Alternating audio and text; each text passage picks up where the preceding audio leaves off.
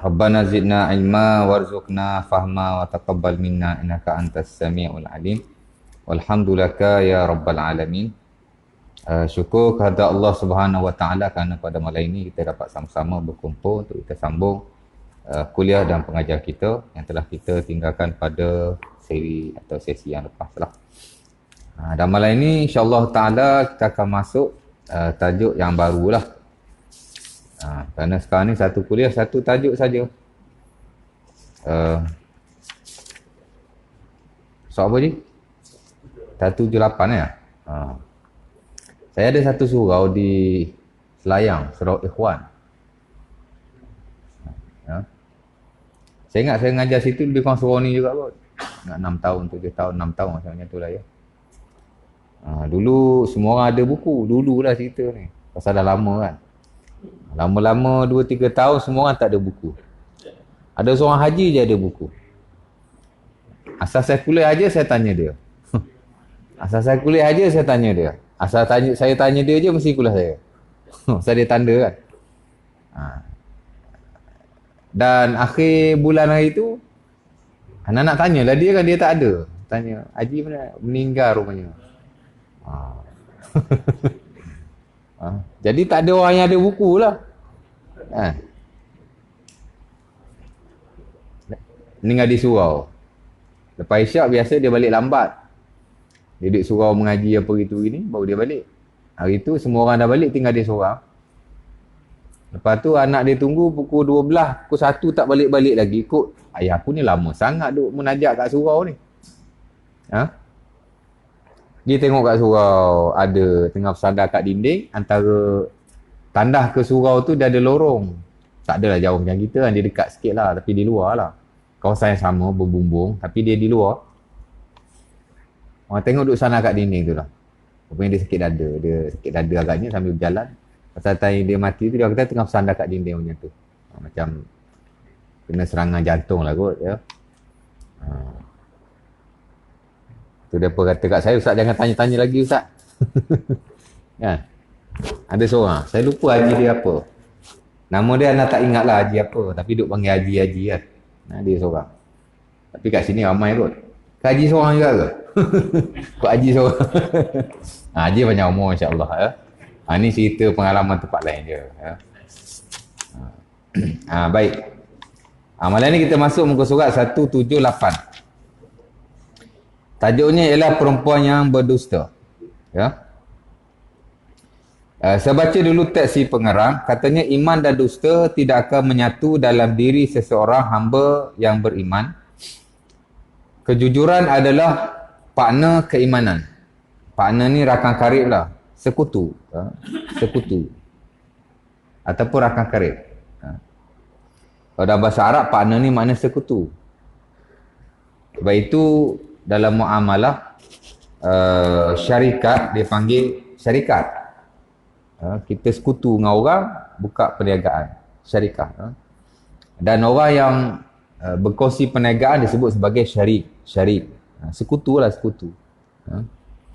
Boleh kita kata rakan karib boleh, sekutu boleh, kepada keimanan.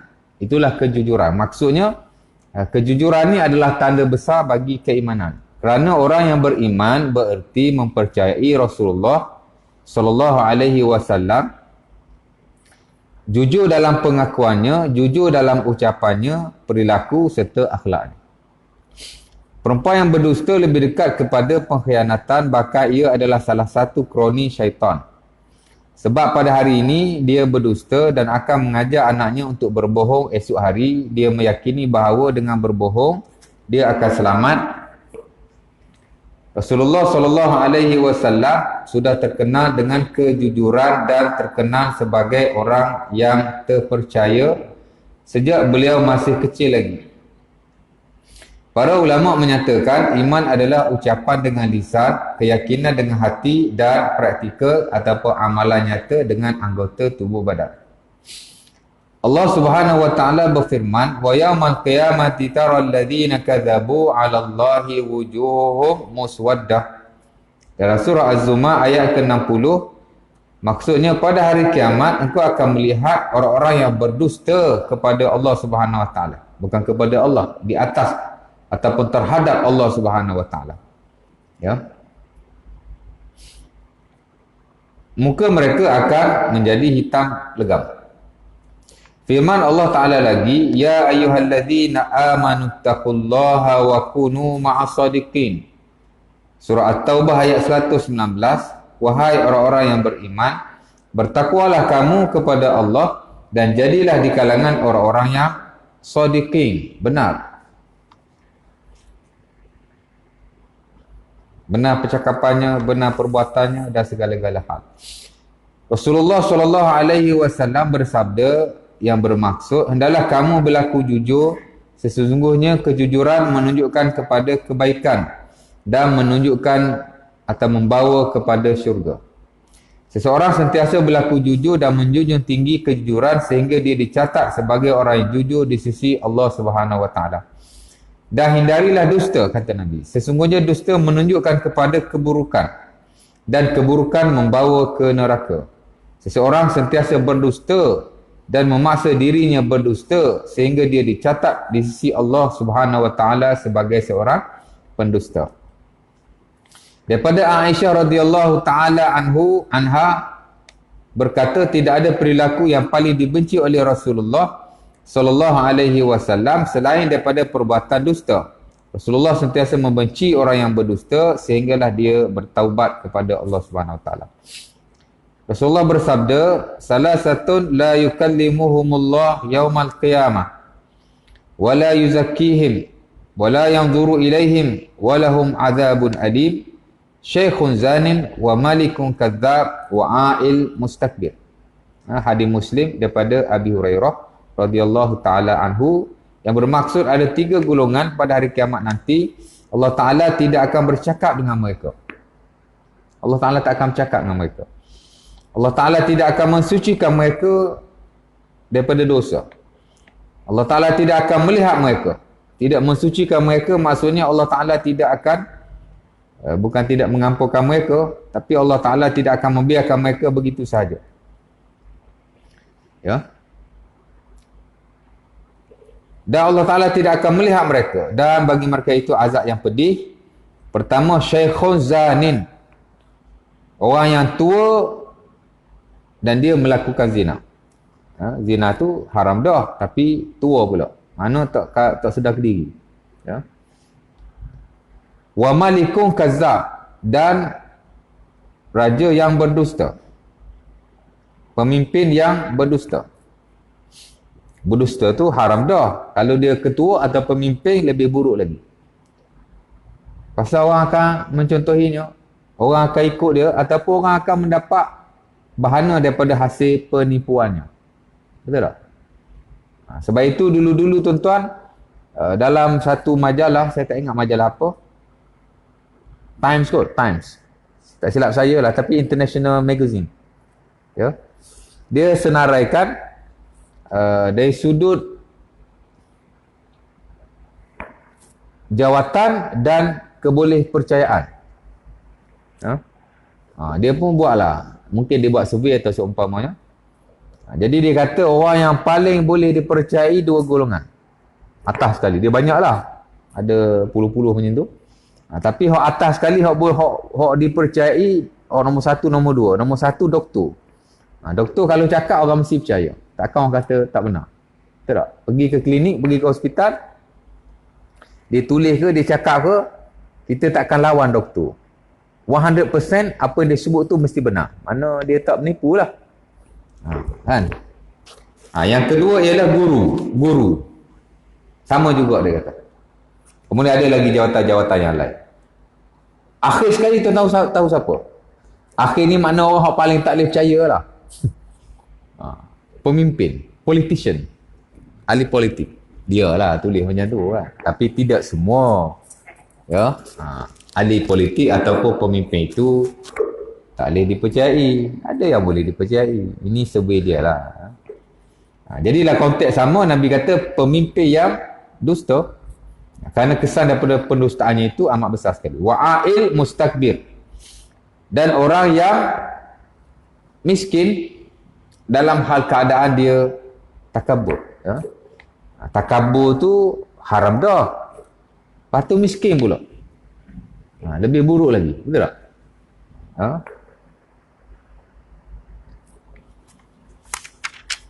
Dari Abi Bakrah katanya Rasulullah SAW bersabda, yang bermaksud, maukah aku beritahu kepada kamu tentang dosa yang paling besar di antara dosa-dosa yang besar? Nabi bertanya sebanyak 3 kali. Para sahabat menjawab, ya Rasulullah. Nabi berkata, menyekutukan Allah dan derhaka kepada ibu bapa. Kemudian Nabi duduklah kerana bersandar. Kemudian dia berkata lagi, dia menanjukkan katanya dengan berkata, dan ketahuilah perkataan dusta. Dan ketahuilah perkataan dusta. Nabi mengulang-ulang perkataan itu berkali-kali sehingga kami rasa cukup dan kami kata Nabi berhentilah. Kami harap supaya baginda berhenti menyebutnya. Tapi Nabi sebut. Nabi sebut qaulu zur ala wa qaulu zur ala wa qaulu zur faja'ala yukarriruha hatta naqulu laitahu sakata. Itu kata Abi Bakrah radhiyallahu taala anhu, dan dia hadis yang sahih yang diriwayatkan dalam Sahih Muslim ataupun Bukhari. Baik. Habislah. Saya huraikan sikit sebanyak ya. Baik, pengarang mentajukkan perempuan yang berdusta. Saya tak pasti dalam hal ehwal pendustaan ni adakah Islam membezakan antara lelaki dan wanita. Dan saya tak dapati dalam teks si pengarang yang membezakan antara kedua-duanya. Sebenarnya setahu saya tidak ada. Mungkinlah ada sudut kesan itu kalau perempuan berdusta ada keburukan yang lebih sikit berbanding lelaki, yang ditulis oleh si pengarang. Dia kata kalau ada anak dia akan ajar anak dia dan seumpamanya. Mungkin in term of that sajalah. Tapi dari segi syarak sebenarnya tidak ada perbezaan dari sudut pendustaan antara lelaki dan wanita sebenarnya. Sama saja. Wallahu ta'ala alam. Tapi apa yang kita perlu tahu ialah berdusta adalah haram dan disepakati oleh seluruh ulama salaf dan juga khalaf. Tak mungkin ada orang yang datang dia akan kata dusta itu dibenarkan ataupun tidak berdosa. Melainkan dalam setengah-setengah keadaan yang diberi rukhsah. Kerana bukan semua pendustaan itu tidak boleh, ada setengah keadaan dia dibenarkan. Tapi ia keadaan yang amat limited sekali. Hatta Imam Nawawi rahimahullahu taala dalam Riyadhus Shalihin ada satu bab yang beliau membabkan dalam Tahrimul Kazib, an-nahyu an tahrimul kazib, ada satu bab larangan pengharaman dusta. Di situ An-Nawawi rahimahullahu taala menyatakan ada rukhsah dalam hal ehwal pendustaan. Walaupun dia diharamkan Allah Taala dan juga diharamkan oleh Rasulullah, tapi ada beberapa keadaan dibenarkan, diberi rukhsah. Dia dusta juga tapi diberi rukhsah, mana dimaafkan. Berdasarkan kepada hadis yang diriwayatkan oleh Al-Imam Muslim daripada Ummu Salamah, di mana kata beliau, kana Nabi lam yurakhis fi syai'in minal kazib illa fi thalathatin fil harbi wal islah bainal ithnain awil mutakhasimain wa hadithur rajul imra'atahu wa hadithul mar'ah zawjaha. Kata Ummu Salamah, Nabi SAW tidak pernah memberi rukhsah dalam hal ehwal dusta melainkan dalam 3 keadaan sahaja. Pertama ialah fil harbi, ketika peperangan boleh berbohong. Bukan berbohong kepada sesama kita, tapi berbohong kepada musuh. Bahkan dalam sebahagian asar dinyatakan al-harbu khida'. Bila berperang mesti ada khida', mesti ada tipu daya kepada musuh. Kalau tidak kita akan kalah. Kita boleh buat apa saja walaupun dia dusta, tapi nak mengalahkan musuh diberi kelonggaran. Ya. Contohlah, musuh ada ramai, kita tak ramai. Kita buat sesuatu benda yang nak bagi nampak kita ramai. Macam-macam kita boleh buat. Kan, malam-malam kita boleh pasang unggun api umpamanya. Ataupun macam-macam. Mana dia buat satu benda yang tak benar, tapi dia beri rukhsah. Asalkan kita menang. Al-harbu khida'. Perang ni pun satu pendustaan ya, kepada musuh. Jadi kita buat taktik macam tak betul lah, tapi rukhsah. Yang kedua ialah al-islah bainal isnain. Bila kita nak memperelokkan dua orang yang sedang bergaduh, juga diberi rukhsah. Muhammad dengan Ali bergaduh. Ataupun Ali, dia dengar orang cakap Muhammad mengutuk kat dia. Muhammad tak elok lah, bagi nama lain lah. Husain lah, Husain. Ali dengan Husain, tak bagus juga tu Ustaz. Ali sahabat Nabi. Ni nama saja, contoh saja. Satu yang nama yang kita ingat kan. Ali bergaduh dengan Husain. Tiba-tiba Husain dengar Ali kutuk dia. Dia pun pergi tanya orang lain. Dia kata, tadi Ali kutuk aku lah. Memang Ali kutuk betul pun. Mengumpat. Tapi kita boleh selamatkan Ali dengan berkata tidak. Ali tak kutuk kau pun. Kau ikutkan dusta tu. Tapi dia beri rukhsah. Ataupun kita nak memperelokkan kedua-duanya, kita buat sesuatu yang tidak benar. Kita beli hadiah, kita tahu Ali dan Husain bergaduh, kita beli hadiah bagi dia. Buat nama daripada Husain. Padahal daripada dia. Ataupun kita bagi dia, kita kata ni Husain hadiah kat kau ni. Husain tak hadiah pun. Kita buat hal-hal yang seumpama itu yang zahirnya memang pendustaan. Tapi diberi rukhsah, mana dimaafkan. As long as kita dapat memperbaiki kedua-duanya. Betapa penting silaturahim dalam agama. Sampai boleh dusta as long as dia baik. Tapi bukan semena-menanya. Mana kita buat benda-benda yang boleh menyebabkan kedua-dua orang yang bertelaga ini boleh baik dengan izin Allah Subhanahu Wa Taala. Jadi ada keharusan di situ. Ya. Sama juga yang ketiga kata Nabi, kata-kata seorang lelaki kepada isterinya atau isterinya kepada lelakinya, suaminya. Boleh juga. Isteri kita masak. Dia makan, dia tanya kita. Kita makanlah. Dia tanya, bang, sedap saya masak bang? Suami pun dia kata, sedap. Dalam hati tak sedap pun. Kan? Dusta lah. Dan tak ada orang tahu, melainkan Allah Subhanahu Wa Taala. Kukuklah hati dia dah kutuk lah, bini aku ni apa benda, dah kahwin 10 tahun, masak tak reti-reti lagi. Tapi dia tak sebut. Tapi bila isteri dia tanya, dia kata sedap. Padahal tak sedap pun. Dan dalam konteks-konteks dan hal yang seumpama itu. Tapi tak semualah. Kalau dia balik lambat, dia lepak dengan kawan. Tiba isteri tanya, bang, apa sebab balik lambat? Oh, abang kerja banyak lah kat pejabat. Itu tak boleh. Tidak ada apa-apa kemaslahatan. Malah backup diri dia pula. Itu tak boleh. Tapi dalam hal-hal yang kecil-kecil, yang sedikit sebanyak, yang dibenarkan hal-hal seumpama itu. Boleh. Ya? Itu diberi rukhsah. Samalah kita kata mengumpat ni haram kan. Tapi Al-Imam Nawawi ajar dalam Riyadhus Salihin, dengan puja-puja tertentu ada tempat dibenarkan. Walaupun dia diharamkan. Dan untuk mencapai kemaslahatan. Antaranya at-tazallum, bila seseorang itu dizalimi. Dia boleh sebut akan kezaliman orang yang menzaliminya. Dan dia tidak dianggap sebagai mengumpat. Ya?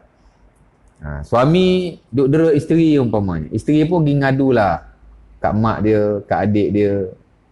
Dia tak dianggap sebagai mengumpat. Ya? Ataupun al-istiftah, dia pergi mengadu kepada mufti. Ataupun dia nak minta fatwa. Maka tidak ada masalah sama sekali. Ya? Ataupun ada hal kepentingan seumpama itu. Ada sahabat Nabi wanita nak kahwin. Dia pun minta pendapat daripada Rasulullah SAW. Ada dua orang yang pinang dia. Ya.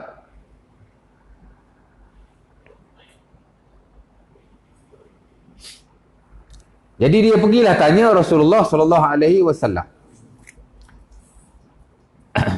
Nabi pun kata yang pinang dia ni seorang nama Muawiyah, seorang nama Abu Jahmin. Ya. Jadi hadis yang sahih, tak silap saya ada dalam Bukhari ataupun Muslim. Perempuan ni dipinang oleh Muawiyah, satu lagi Abu Jahmin. Ya. Kipas mana angin datang? Dia minta pendapat dengan Nabi. Ada dua orang pinang dia ni. Boleh ke kita pinang orang yang telah dipinang? Boleh. As long as dia belum memberi jawapan. Kalau dia dah diberi jawapan, tak boleh lah. Sebab itu, bila kita belajar hak ehwal peminangan ni, haram kita pinangan orang lain. La yakhtibu ahadukum ala khidbati akhi. Dan Sahih Bukhari atau Muslim, daripada Ibnu Umar, Nabi kata kamu tak boleh pinang di atas pinangan orang lain. Mana kalau sudah diterima, tapi kalau tak terima lagi tak apa, ataupun dia telah menolaknya, tak apa. Ya. Dia pun samalah, ada dua orang pinang dia. Tak tahulah at the same time ke, waktu yang lain, tapi dua-dua tu telah meminang beliau. Dia minta pendapat dengan Rasulullah. Apa jawab Nabi? Wa amma Muawiyah fas'alu. Nabi kata. Adapun Muawiyah ni miskin. Kalau ikut mengumpat tu. Tak elok kan? Cakap tentang kekurangan beliau sudah dianggap sebagai umpatan. Wa amma Abu Jahmin fadurrabun nisa. Dan adapun Abu Jahmin, dia ni suka pukul wanita. Kata Rasulullah sallallahu alaihi wasallam. Bukankah Nabi telah menyebut akan keburukan Muawiyah, kekurangan Muawiyah dan keburukan Abu Jahmin? Yes. Tapi diberi kerukhsah kerana di situ orang nak minta pendapat istifta, maka dibenarkan. Ada beberapa yang lain.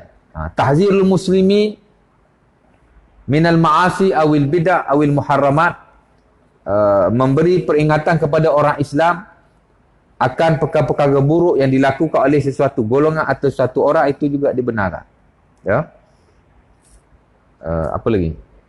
Banyaklah, saya ingat ada 6 tempat yang dibenarkan oleh Imam An-Nawawi. Bukan oleh beliau lah, tapi dilihat daripada nah-nah yang ada, syarat membenarkan. Ya. Baik, balik pada yang tadi. Pendustaan tidak dibenarkan sama sekali, melainkan dalam hal yang diberi rukhsah menurut hadis-hadis Nabi SAW. Pasal apa tak boleh berdusta? Pertama, kerana Allah Subhanahu Wa Taala sebut dalam banyak ayat tentang pendustaan. Malah bukan hanya pendustaan, Allah Taala sebut bukan hanya dusta.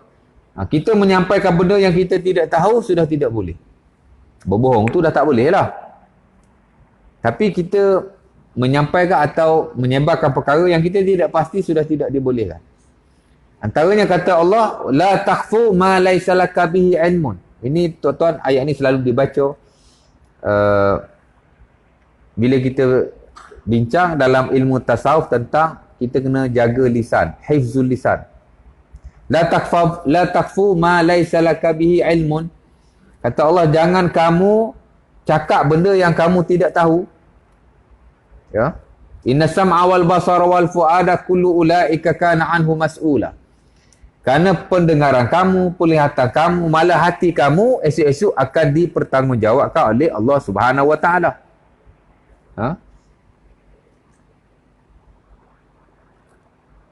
Nampak? Surah apa tu? Surah Al-Isra ayat 36. Allah Taala peringat kita macam tu. Malah esok-esok tuan-tuan, bila tuan-tuan belajar tentang hari kebangkitan, perkara pertama yang akan disebut kepada manusia ialah perkara ayat yang saya telah sebut tadi. Bila manusia duduk dalam kubur masing-masing, semua dah mati, bila Allah Ta'ala nak bangkitkan mereka, apa Allah Ta'ala buat? Allah Ta'ala akan turunkan satu hujan. Umpama dalam Sahih Bukhari dan Muslim daripada Abdullah bin Amr bin Al-As, Nabi kata Allah Ta'ala akan turunkan hujan. Hujan tu akan menyebabkan kita bangkit daripada kubur masing-masing. Hujan tu turun, kena semua bumi, manusia pun keluar. Bila manusia keluar, apa malaikat kata kepada mereka? Halumu ila rabbikum innakumul yawma mas'ulun. Sama tadi lah. Inna ulaika kana anhu mas'ula. Mas'ul ni makna dipertanggungjawabkan. Bila masing-masing dah bangkit daripada kubur masing-masing, malaikat akan menyeru, halumu ila rabbikum innakumul yawma mas'ulun. Mari kepada Tuhan kamu. Hari ini kamu akan dipertanggungjawabkan di atas apa yang kamu lakukan. You will be responsible today. You are responsible today. Macam itulah. Mas'ulun, kata malaikat-malaikat Allah Subhanahu Wa Taala. Jangan kamu cakap, masuk campur dalam hal-hal yang kamu tidak tahu. Bukan dusta, tak tahu. Kita tak tahu, kita pergi bercakap. Allah Ta'ala larang. Sama juga tuan-tuan, dalam ayat yang lain kata Allah, antaranya dalam surah apa? Surah Qaf ayat 18. Kata Allah, ma yalfidhu min qawlin illa ladaihi raqibun atid. Tidak diucapkan satu kalimah melainkan ada 2 malaikat yang mencatatnya. Satu disebut raqib, satu disebut atid. Dalam hadis-hadis Nabi SAW, satu disebut sebagai sahibul yamin, orang yang berada di kanan. Satu lagi disebut sebagai sahibus shimal, orang yang berada di kiri. Ya. Dikatakan yang di kanan menulis kebaikan. Wallahu ta'ala alam. dikiri menulis kejahatan. Wallahu ta'ala alam. Kerana ada juga ulama yang menyatakan kedua-duanya menulis kebaikan dan keburukan. Yang di kanan baik, yang di kiri baik. Wallahu ta'ala alam. Kerana nanas yang ada dalam hal ini sebagainya tidak sahih. Tapi ada malaikat itu yang disebut sebagai raqib dan juga disebut sebagai atid ataupun sahibul yamin dan sahibul shimal. Katanya raqib tulis yang baik, atid tulis yang tidak baik. Wallahu ta'ala alam. Ada juga ulama yang menyatakan kedua-duanya menulis kedua-duanya. Dan kerja dia tulis saja. Sejak daripada kita balik sampai kita mati. Tak berhenti tulis. Kalau kita buat semua dia tulis. Melainkan hanya 3 keadaan saja dia tidak tulis. Pertama, ketika kita masih kecil. Dia dah ada tapi dia tak tulis. Yang kedua, ketika kita tidur. Dia tak tulis. Dia rehatlah waktu tu. Waktu dia rest. Kalau tuan-tuan tidur 8 jam lah dia rest. Saya yang kata rest tu. Tak ada dalam Quran hadis pun. Saya buat ihtimal ataupun sangkaan macam tu. Dia rehat lah kot. Ya, mungkinlah Allah Ta'ala alam. Dan Nabi kata dia tak tulis. Rufi'al qalamu an salasah. Anin na'im, anis sabi hatta yahtadim. Anin na'im hatta yastayqiz. Wa anis sabi hatta yahtalim. Anin na'im hatta yastayqiz. Wa anil majnun hatta ya'qil au yufiq. Nabi kata tidak ditulis dalam 3 keadaan. Pertama, bayi sehingga dia balik. Jadi selagi kita tak balik, dia tidak ditulis oleh malaikat Allah Subhanahu Wa Taala. Walaupun kata ulama mereka sudah ada. Based on zahir teks dia dah ada tapi dia tidak ditulis. Ya. Hadis Abi Daud daripada Abi Hurairah dan ada beberapa yang lain. Allah Taala alam. Tapi hadis itu amat masyhur sekali, terutama bila kita belajar fiqh. Hampir setiap bab ada hadis itu. Ya. Pasal kita kalau belajar ibadah, belajar semayang, belajar wuduk, belajar haji, belajar puasa, dia ada syarat-syarat. Syarat wajib, syarat sah, Islam balik berakad. Inilah hadis dia. Sebab tu bagi bab solat hadis ni ada. Pasal syarat solat, syarat wajib dan sahnya Islam balik berakal. Balik tu tak jadi syarat wajib lah, dia syarat sah. Mana dalil kalau nak semayang mesti balik? Hadis ni dalilnya. Mana dalil kalau nak puasa mesti balik? Ini hadisnya. Dan ibadah-ibadah yang lain. Dia guna hadis ni, ya. Jadi waktu tu dia rehat lah, dia bukan rehat, mana dia tak tulis, ya. The rest tuan-tuan dia tulis saja. Sebab itu ada orang yang Nabi kata buku amalan dia banyak sampai 99 books. Dan ini disebut antaranya dalam hadis At-Tirmizi daripada Abdullah bin Amr bin Al-As. Bila tuan-tuan belajar akidah, bila masuk babul hisab, bab perhitungan, mana Allah Ta'ala hisab kita tu macam mana. Adalah hadis itu yang dikenali dengan masyhur sebagai hadisus sahifah. Hadis sahifah. Ya? Sebab itu kita belajar akidah, baik tentang ketuhanan, baik tentang kenabian, baik tentang hari kiamat, ghaibiyah atau seumpamanya. Tak boleh tidak kita mesti belajar dalam konteks nas, sama ada Quran ataupun hadis Nabi SAW. Baru akidah kita jadi jelas, jadi strong. Dan kita nampak akan perjalanan sesuatu, especially dah hal-hal yang bersabit ghaibiyah. Kita kena hadis-hadis masyhur dalam hak ehwal akidah ini. Sepatutnya bila kita belajar akidah, bila sebut hadis Jibril, kita mesti tahu. Bila sebut hadis sahifah, kita mesti tahu. Kerana hadis ini hadis-hadis penting dalam hak ehwal akidah. Nabi katalah hadis itu ada orang 99 buku amalan. 99 books of deed. 99 buku amalan. Dah sikit Ustaz. Saya buku kat rumah saya Ustaz 10 almari. Satu almari ada 100, dah 1000 buku. Memang macam sikit because 99. Tapi Nabi kata likulli sijillin mislu maddil basar.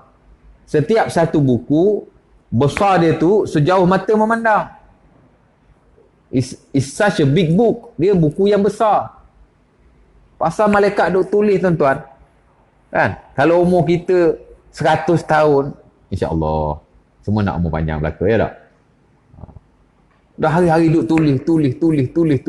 Oh, banyak rupanya apa yang ditulis oleh malaikat Raqib dan Atid. Kalau satu buku sejauh mata memandang, kalau 99 buku, Allah Ta'ala alam. Ya? Sebab itu kata ulama, walaupun tak diketahui setiap orang berapa banyak bukunya, tapi masing-masing ada buku yang besar, masing-masing ada buku yang banyak, dan ada banyak tulisan yang ditulis oleh para malaikat berkat. Sebab kita buat banyak tuan. Betul tak? Setiap every single second dia tulis aja kerja. Ha? Sebab itu kata Allah, ma yalfidhu min qaulin illa ladaihi raqibun atid. Tak diucapkan satu ucapan melainkan raqib dan atid akan buat kerja dia. Dia akan tulis. Tulis dan tulis. Sementara Nabi SAW dalam hadis saya baca ni, cuma dia terjemah saja, dia tak ada marikat yang asal. Nabi kata, alaikum bisidqi fa inna sidqa yahdi ilal birri wal birru yahdi ilal jannah. Kamu kena sentiasa benar, kerana benar akan membawa kepada kebaikan, dan kebaikan sudah pasti membawa ke syurga.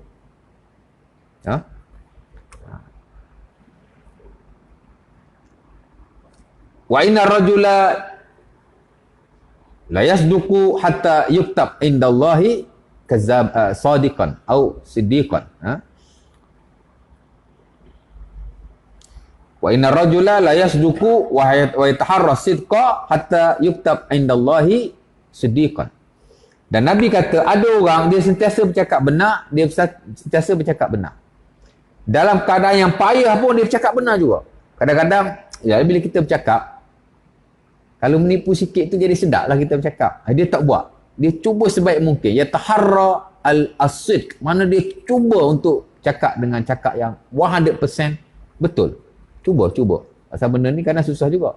Dia cuba. Pasal bercakap dia cuba sebenar mungkin. Nabi kata dia akan ditulis di sisi Allah Subhanahu Wa Taala sebagai orang yang benar. Wa iyyakum wal kazib, dan kamu kena hindari dusta. Fa innal kazib yahdi ilal fujur wal fujur yahdi ilal nar.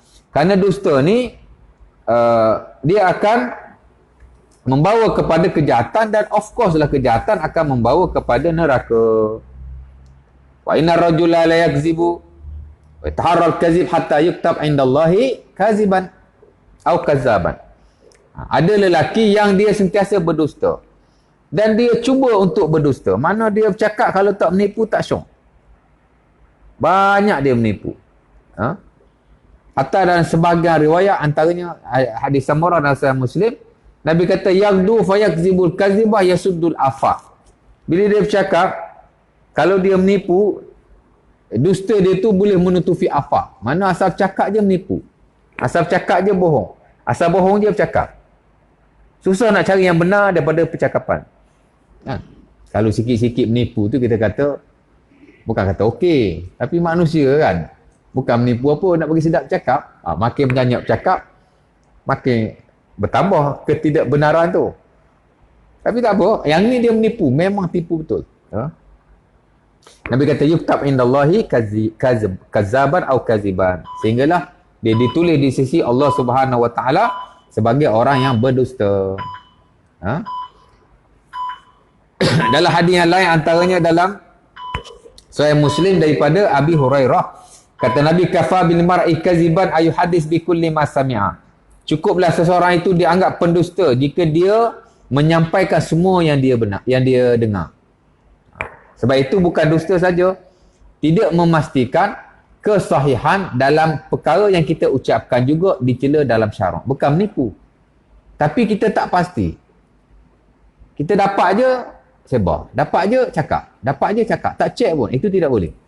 Sebab itu Imam Nawawi dalam Riyadhus Shalihin, dia ada satu bab, dia panggil babut tasabbut fi ma yahkihi aw yaquluhu. Bab dia kena pastikan apabila dia bercakap atau dia menyampaikan kepada orang lain. Pastikan apa? Pastikan akan kebenaran. Dia bawa ayat Quran dalam surah Al-Hujurat ayat 6, kata Allah, ya ayyuhallazina amanu ija'akum fasiqun binaba'in fatabayyanu. Wahai orang yang beriman, jika mari satu berita, especially daripada orang-orang fasik, adalah kamu tabayyun. Dia buat ayat-ayat seumpama itu. Hadis Nabi yang tadi pun dia buat main, menunjukkan bahawa kita tidak dibenarkan berdusta, dan of course lah kita kena pastikan apa yang kita sampaikan itu benar. Secara amnya dusta ini haram, tidak dibolehkan, dan kita cuba sebaik mungkin. Dan seburuk-buruk pendustaan ialah berdusta di atas nama Allah Subhanahu wa taala dan juga Rasulullah sallallahu alaihi wasallam. Nah, itulah seburuk-buruk pendustaan. Dusta tu tak boleh dah, dusta sesama kita lah, sama manusia. Itu haram dan tidak dibenarkan sama sekali. Bahkan Nabi SAW ada menyatakan orang Islam ni walaupun dia bagus, tapi ada kalanya ada sifat-sifat yang buruk padanya. Dan itu telah dia panggil apa? Allah Ta'ala jadikan dia sedemikian. Yutba'u lil mu'min al-khilalu kulluha illa al-khiyana wal kazib. Dalam hadis An-Nasa'i, Nabi kata orang mukmin ni kadang dia ada sifat yang buruk. Kesemuanya. Tapi ada dua sifat dia tak boleh ada. Pertama ialah al-khiyanah. Khianat tak boleh ada. Ya. Khianat ni maksudnya orang amanahkan kepada dia satu benda, dia khianat. Kan? Banyak berlaku. Ya. Dan satu lagi Nabi kata al-kazib. Bohong atau dusta. Tak boleh.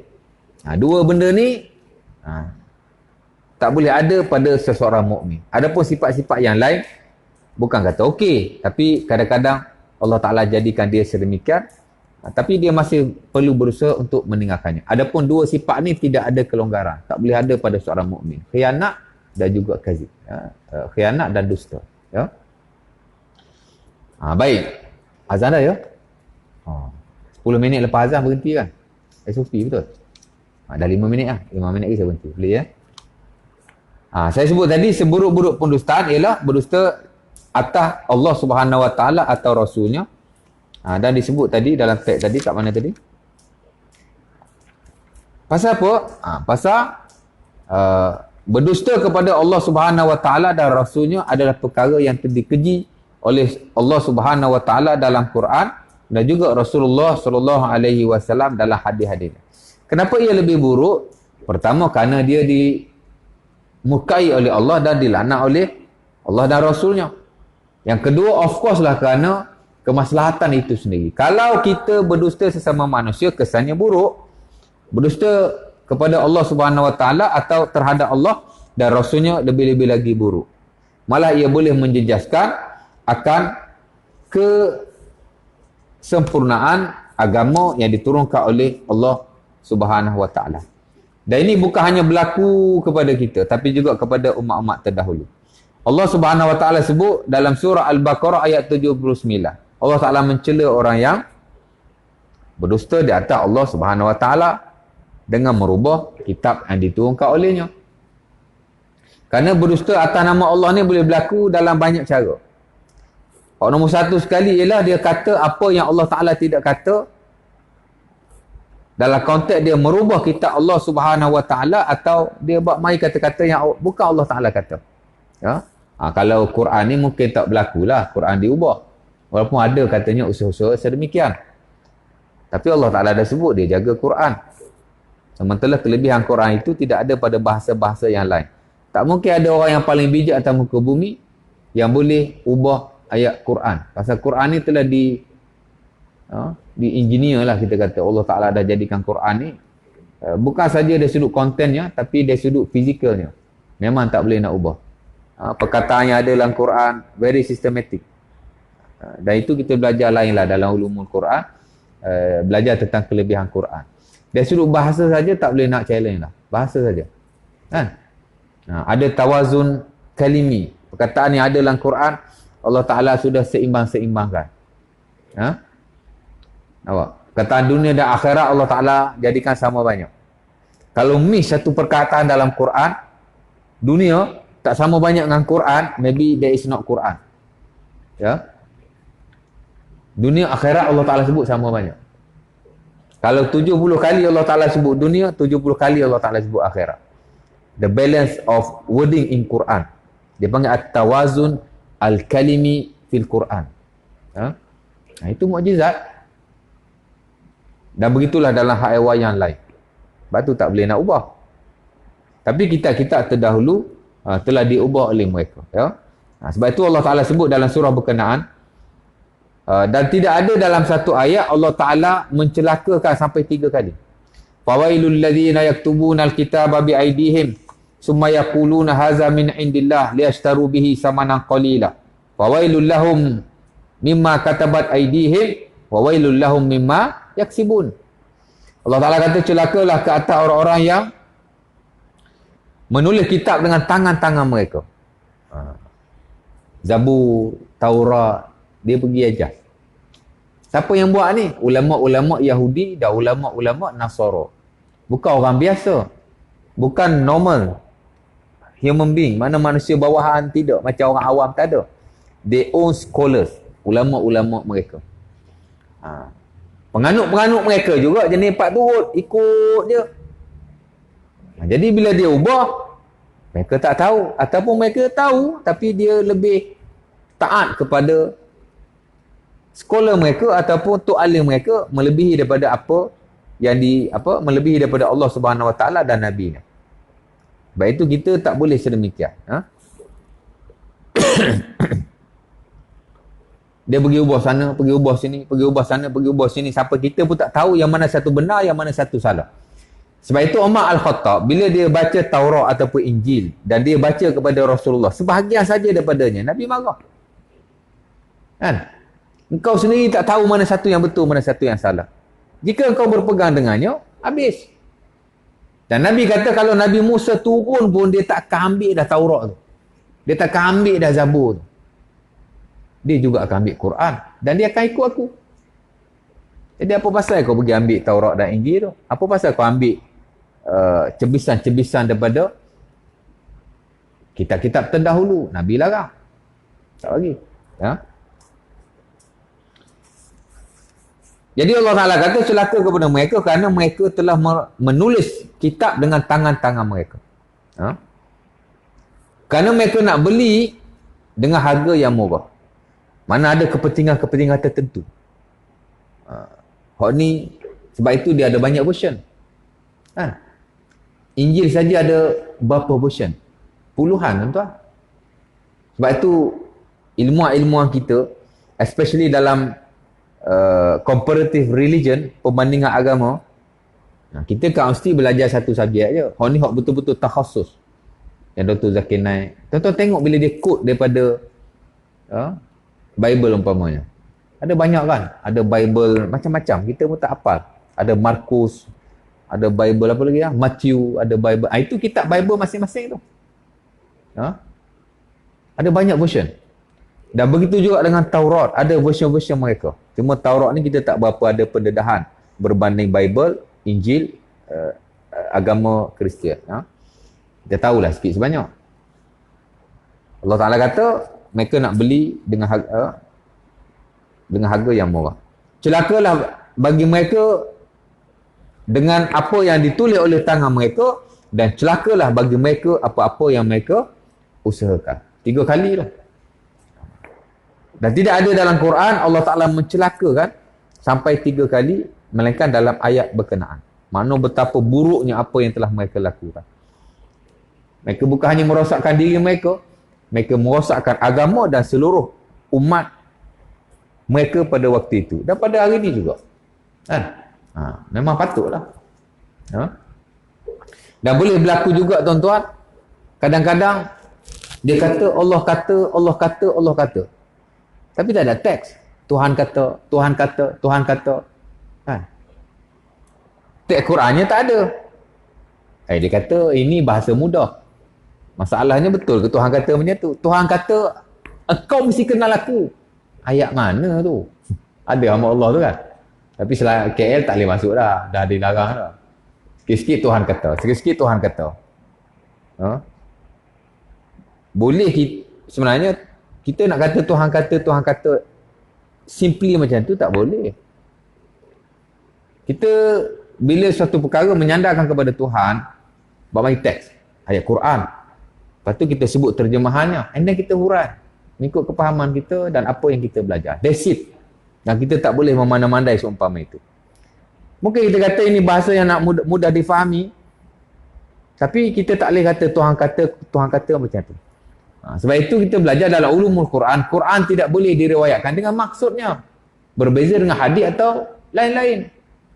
Betapa ulama nak menjaga kehormatan, kesucian, keaslian kalamullah azza wa jalla. Tak boleh sewenang-wenang kita kata Tuhan kata, Tuhan kata. Tuhan kata, baca ayat Quran. Kerana kata Allah hanya Quran. Kemudian huraikan mengikut kepahaman kita dan apa yang kita tahu. Itu boleh. Tapi sewenang-wenang duk Tuhan kata, setahu saya tak dibenarkan. Walaupun kita kata nak bagi orang mudah faham.